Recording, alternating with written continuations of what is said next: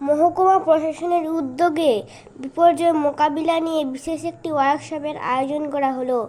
16 July Ghatal Vidyasagar high স্কুলে ওই ওয়ার্কশপে শুকনো নারিকেল দড়ি দিয়ে বেঁধে লাইফ জ্যাকেট বানানো, প্লাস্টিকের বালতি শরীরের সঙ্গে বেঁধে জলে ভেসে থাকার পদ্ধতি, শুকনো বাঁশের টুকরো পাশাপাশি সাজিয়ে দড়ি এঁটে শরীরের সাথে বেঁধে রাখলে কীভাবে জলে ভেসে থাকা যায় সেই সমস্ত বিষয়গুলো ছাত্রছাত্রীদের শেখানো হলো।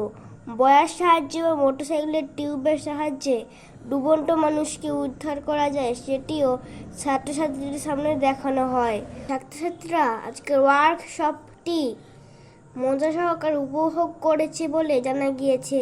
ঘাটালে মহকুমা শাসক সুমন বিশ্বাস বলেন, ঘাটাল মহকুমার মতো বন্যা প্রবণ এলাকায় স্কুল কলেজে ওই ধরনের ওয়ার্কশপ খুব কার্যকরী। আমরা সকল বিদ্যালয় কলেজে এই ধরনের ওয়ার্কশপ করব। রিপোর্ট ও সংবাদ পাঠে মিরানি ভাই।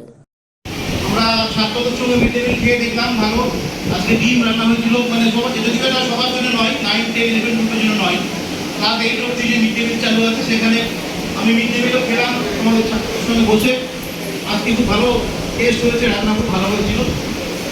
যাই হোক, আমরা আজকে এটা সেকেন্ড পার্টে প্রবেশ করছি। আমরা এখন এখানে একটা প্রশিক্ষণ শিবিরের আয়োজন করেছি, যেটা হচ্ছে বন্যা হলে আমাদের কি করতে হবে। তো তোমরা ছোট থেকেই বন্যা দেখছো, ঘাটালে যাদের বাড়ি, যাদের এখানে স্কুলে তোমরা পড়াশোনা করো, সেটাকে আমরা কি নোট বলবো, সেটার নাম লিড নোট। সবাই জানে সহজভাবে কেন বলা হচ্ছে, এটা সহজভাবে দেখানো হচ্ছে। লিড নোট এইভাবে গিরা দেওয়া হবে,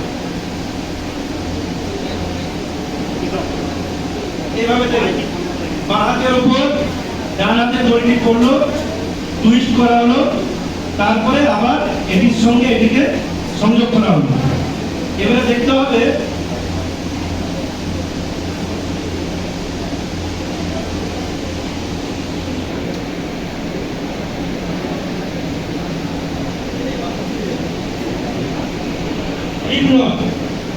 আমরা বাঁধনটা দিলাম কোনো ক্ষেত্রে, তারপরে আবার অন্য ক্ষেত্রে দড়িটা লাগতে পারে। তার জন্য এইভাবে দেখে নিতে হবে আমাদের বাঁধনটি ঠিক আছে কিনা, সহজে আমরা বুঝতে পারবো।